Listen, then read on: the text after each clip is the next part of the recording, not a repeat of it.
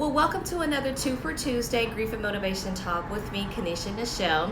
So today we are going to talk about setting healthy boundaries while grieving and finding the up and down situations.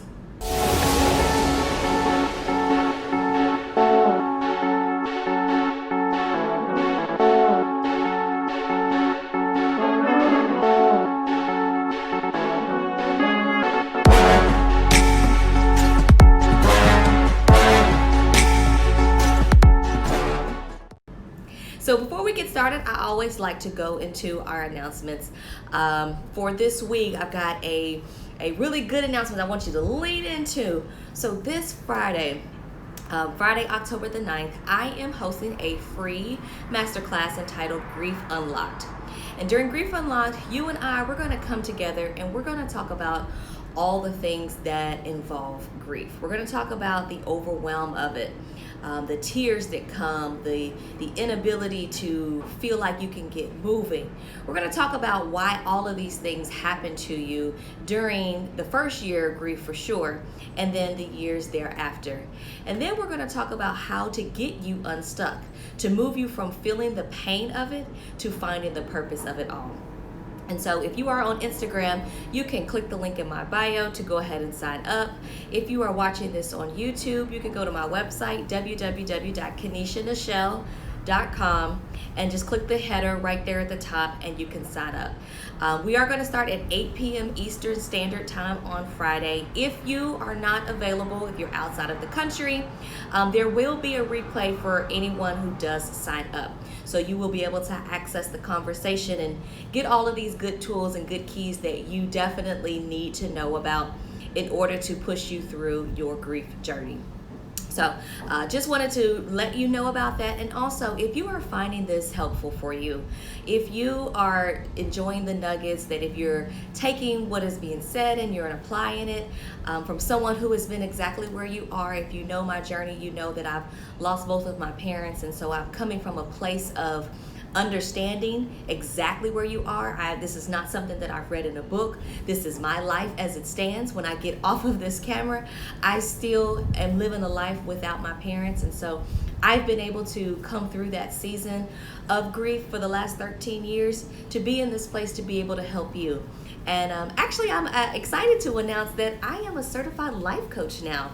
I took the necessary steps to, I wanted to hone in on this. I wanted to make sure that I had exactly the tools to not only speak on it from my perspective, but to be able to give you tangible tools that you need. So I am now a certified life coach, and I've dedicated my life since this pandemic and coronavirus to helping others get through their season. So if you're finding any of this helpful, be sure to join my mailing list. Every Monday, I send out either a video or tips on a specific topic on navigating this grief journey. And so one of those was actually boundaries, what we talked about yesterday. And so I'm just going to elaborate a little bit more on that today. So if you're finding any of this helpful and you would like more of it, just make sure you grab into my mailing list so that way we can stay connected. All right. So as always, we go into our inspirational moment for my Prayers for Strength and Healing book. And today is October the 6th. Can you believe it? It is already October the 6th. Today's word is really good, okay? So this one is completely applicable to my own personal life, and I pray that it blesses you as well. So it says, you never have to walk alone through life because God walks with you. Let's close it up. You you never have to walk alone in this life because God walks with you. That right there just, it did something for me. But I will continue. Whether your path is smooth and free of obstacles or rough and filled with detours, God is there to help guide you and give you the strength to carry on and to keep moving forward. There is no reason to feel lonely. There is nothing to fear. God is there now and always. And this is just a reassurance to me, and I hope that it is a reassurance to you, that no matter what we're going through, what we may be facing, that we have a God that is omnipresent, which means that he can be present here with me, and he can also be present there with you. We serve a God who says in his word that he promises to never leave us nor forsake us. God cannot lie. He cannot fib. He can't go back. He can't change his mind. You can't do anything to make him change his mind. You can't do anything outside of the will that he will say, you know what? I don't think I'm gonna be there for her no more. You know, he just went too far left, and he's not in the realm of me saving. God will never do that. So I want you to take comfort in knowing that what you're feeling, thinking, facing, all of it, that we serve a God who promises to be with us every single step of the way. Okay? I want you to know, and this is something that you have to know deep down in your heart. I was responding to someone on Facebook yesterday who was talking about the pain and that they're still feeling this even 5 years after their mother had passed away. And 5 years, it's a tipping point. I will never tell someone that after a year you should be over this. That's not true. There's nobody who could ever say that. But at the 5-year point, and I'm speaking only for myself, you do reach a point where it becomes a little bit easier, but that's because you've chosen to see life a different way. I honestly believe that we can tell ourselves two different stories. We can tell ourselves that this is how it's always going to be. It is never going to get better. I don't see any other way outside of this, and that we're stuck, and this is all that life is going to be, and there's nothing else to it. And we can keep replaying that and telling ourselves this story day in and day out. Or we can allow the grief to happen. We can flow through the journey. We can feel the pain, acknowledge the pain. But then we can also come to a point where we say to ourselves, there's got to be something better than this. This pain that I'm feeling every single day, Monday, Tuesday, Wednesday, Thursday, Friday, Saturday, Sunday, 24 hours a day, 365 days of a year. I'm still feeling this day in and day out. There's got to be something more. And once you reach that point where you can say there's got to be something more, that's the shift that happens. Now, it's not going to happen overnight, but you have realized that where you are is not where you want to stay. And so having that shift actually takes you back to your foundation, especially if you are grounded in Christ and if you are grounded in your faith. That is the tipping point that you begin to remember that we serve a God who promised to never leave us nor forsake us. Now, that doesn't happen instantly. I can tell you from myself, in the beginning, I was angry with God. I was so pissed off at him that why would you do this to me? Like, I'm 21. What did I do? I'm not out here being crazy and wreaking havoc and being mean to people and like doing bad things to deserve this. So I denounced God. I said, you know what? If there's a God who is going to do this to me, then I'm not serving him. I'm not listening to him. I don't want to have nothing to do with him. Okay? Those feelings will come. And you'll rest in those. And God will sit on the sideline and say, okay, well, she wants to do it her way, so I'm going to let her do it her way. And God gives us free will. He gives us the choice to decide what we're going to do. But when you start doing it your way and it's not quite working, then that's when you get back to, all right, so if not doing it his way ain't working and trying to do it my way doesn't work, what else is there? Well, he's forever faithful, and you start to see him working in other people's lives. You slowly start to come back. You slowly start to say, all right, well, I guess I'll go to church again. I guess I'll pray again. I guess I'll read again. And slowly but surely, that's when your heart becomes softened to the fact that we have a God in our lives who promised to never leave us nor forsake us, regardless of what we're going through and regardless of how we feel towards him. He's never going to leave you. He's never going to forsake you. And that's why this word today was so powerful, that even if life has been perfect and the ideal situation, or if life has given you a bunch of lemons and it has been the thing that is like, okay, every time I look up, it's something else happening. We know that there's a God who is omnipresent and who promises that he will always be with us no matter what. And that's what we have to remember in our hearts. that even though this pain may be tough, this situation may be difficult, we hate it, we didn't choose it for ourselves, we didn't ask for it. We serve a God who promises that he will hold our hands, and that as long as you decide and you choose to take one step forward in faith, that he will be there with you. So today's inspiration was just phenomenal. When I read it, I was like, I know that somebody's going to be blessed by this, because it's always up to us to remember where we come from, and we have to know that we serve a God who is always going to be with us. So I hope that truly does bless you, because it really did. It touched me, and I was super excited to share that word with you. So as we shift into our 2 for Tuesday talks for today, so we are talking about boundaries while grieving and finding the up in a down situation. So having boundaries while you're grieving is so important. I used this as the line yesterday for my email list. I asked them, I said, can we stay 6 feet apart while grieving? And the answer is yes.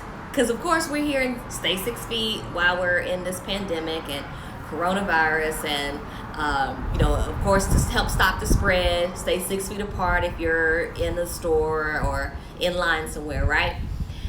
I believe that there is a methodology to staying 6 feet apart in grieving. And what I mean is setting boundaries around yourself as you navigate the grieving process. So what does this look like? Let me give you an example first, and then I'll expound from there. So I had someone to reach out to me and say, she told me that her father had passed. And, she, of course, is having a tough time because she just lost her dad. But she said that her mother was also struggling because, of course, that's her spouse. She's a widow now. And the daughter was the only child. And so the mother is just having a tough time, and she doesn't want to live in the house by herself. She wants the daughter to stay over at the house 24/7. She wants her to basically be up under her and help her while she is grieving the loss of her husband.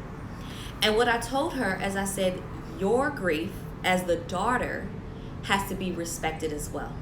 So even though mom has lost husband, you have lost your father.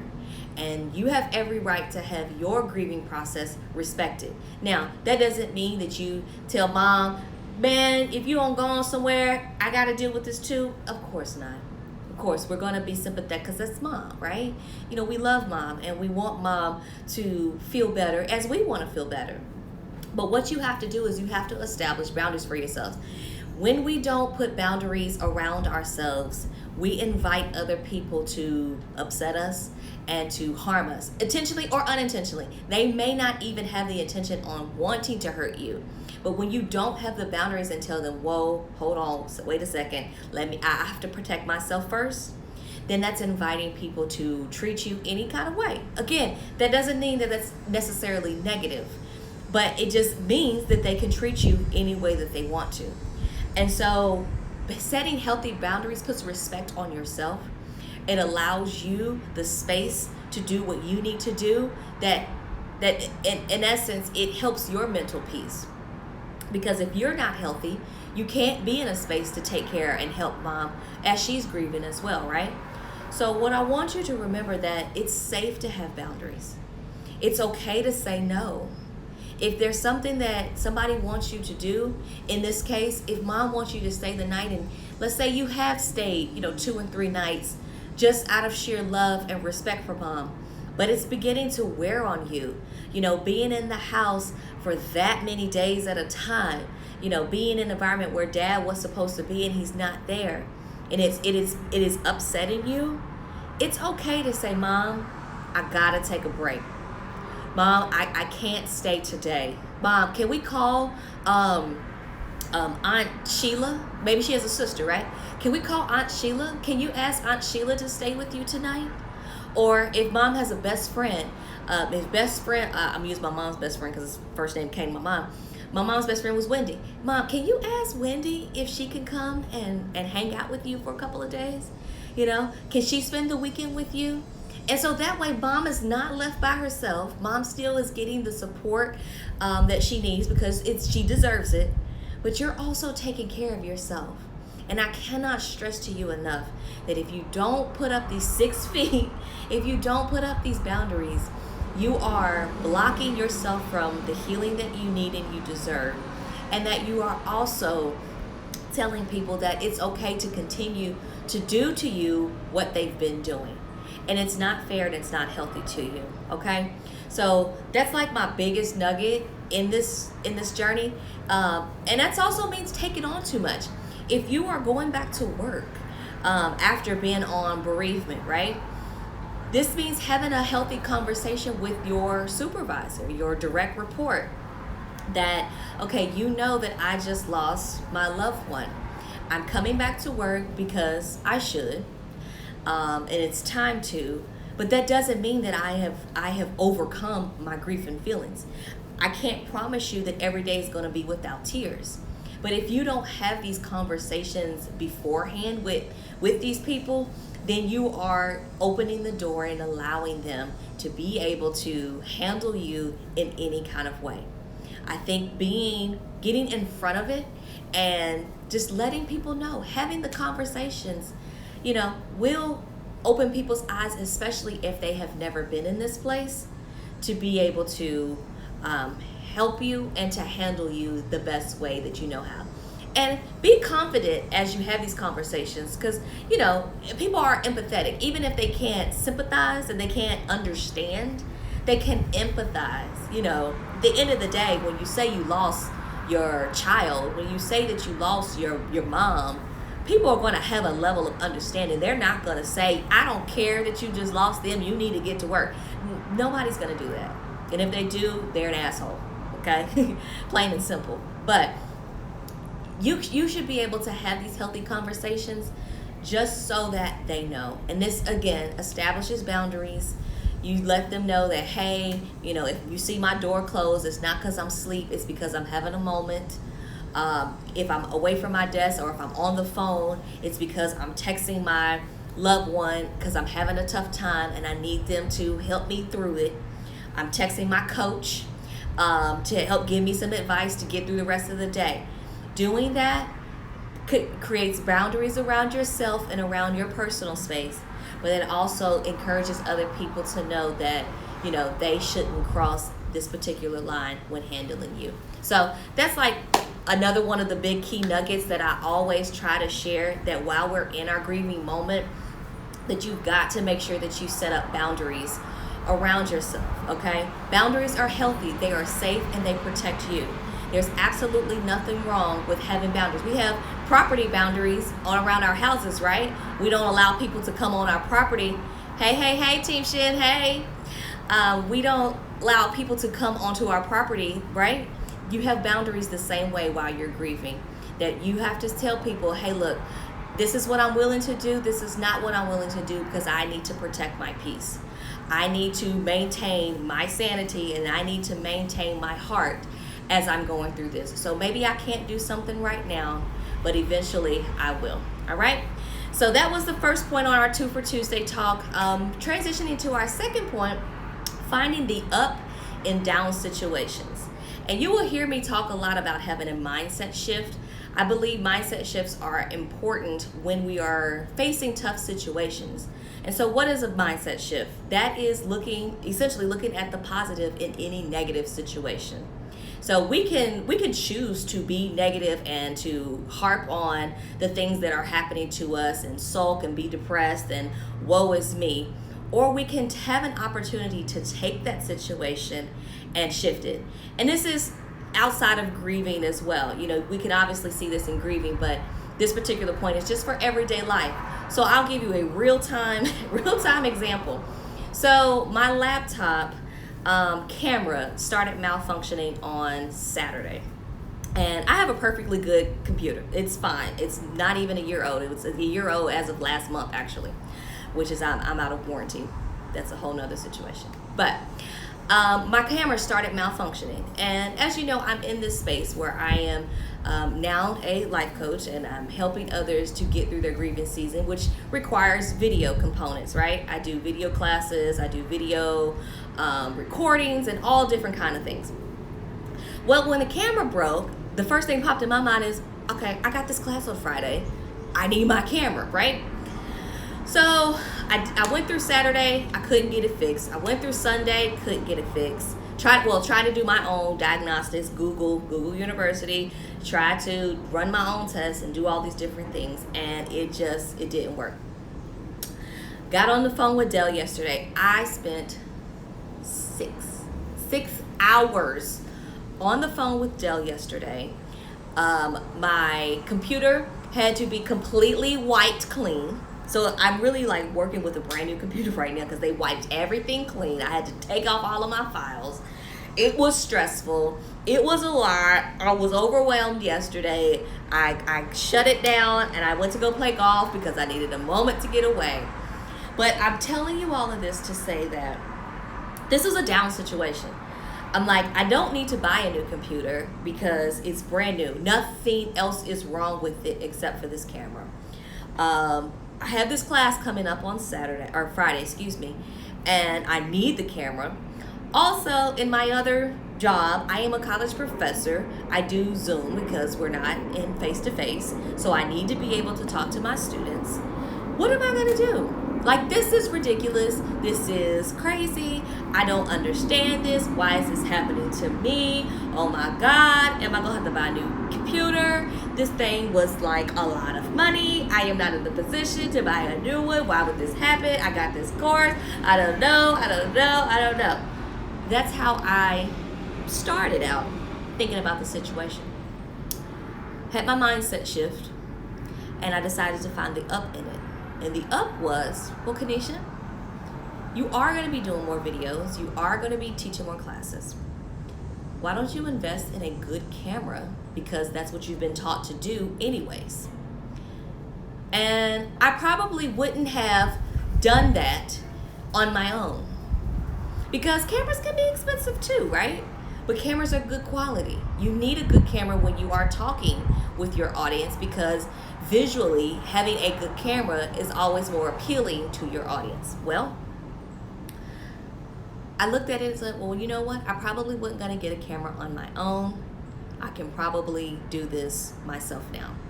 Well, I'm going to have to because they won't work on my computer. So what is the up? Now, though I'm spending a little bit of money, I'm investing in a good quality camera so that I can produce and give better quality, videos and information to my audience. This is the up. This is the thing that I probably wouldn't have done on my own unless something like this happened, because my phone works just fine, and it does. But now I can take it up a notch. I can be better than what I was before because I decided to make an investment. So all in all, what I'm telling you is you've got to make sure that you're finding the up and down situations. Having a mindset shift, choosing, that's the key word, choosing to look at things that are happening to you as they are happening for you. Okay? The Bible word says that all things work together for the good of those who love the Lord and are the called according to his purpose. But that first nugget, all things work together for the good. That's it. No matter what it is, even if it's the loss of a loved one, I tell you, I wouldn't be sitting in this seat right now if I didn't put my mother and my father in the ground. Plain and simple. If I had my parents here, I wouldn't have a reason to talk to you guys. But God is allowing all things, good and bad, he's allowing all things, that situation, to work together for good. Now I'm living out my purpose. Now I am being able to speak to you. I enjoy doing this. Now I am transforming my own life and becoming a life coach because I enjoy talking and helping people. And so maybe that had to happen so I could be in the position to do this. I don't know. But remembering that all things work together for the good of those who love the Lord and are the called according to his purpose. That's it. So it's having a mindset shift that regardless of what we're going through, regardless of what we're feeling, that we are, without a doubt, going to be able to get through the situation as long as we change our perspective. We don't have that woe is me, I can't believe this is happening, why, oh my God, what else am I there to do? Of course you can have a moment. Of course we can sit in it and not enjoy it. Not to say everything feels well, but at the end of the day, we say, okay, all right, enough is enough. Now what are we going to do? And that's having the mindset shift, and that's finding the up in the down situation. All right? So that's today's 2 for 2 grief and motivation talk. I really hope that you enjoy this. I enjoy talking about it. It was on my heart yesterday to have these things, and really what I do honestly is I just kind of take the things that I'm going through and sharing them with you, imparting into you exactly what I do, what I have done, and what I encourage you to do as you continue to go forward. So final reminder, if you have not signed up for Grief Unlocked this Friday, please do so. We're going to spend some time together just talking, and I'm going to be able to share with you, everything that has helped me get through my grief journey, the things that you need to have in your toolbox and in your life in order to get you through. And then I am going to share with you pieces of how to move from feeling the pain and to find the purpose with my grief recovery program. I have a grief program that is opening up this Friday, and I'm going to talk about that. And this is a group program that I would love to have you a part of, so that I can work closely with you in an intimate setting, and we can work together to move you from feeling the pain of it all to finding the purpose of it. All right? So click the link in my bio, go to KanishaNichelle.com to register. And as always, if you have any questions, if you just want someone to talk to, feel free to shoot me a DM and reach out. I would love to be here for you. All right? Enjoy the rest of your week. I look forward to seeing you on Friday. All right? Have a good one.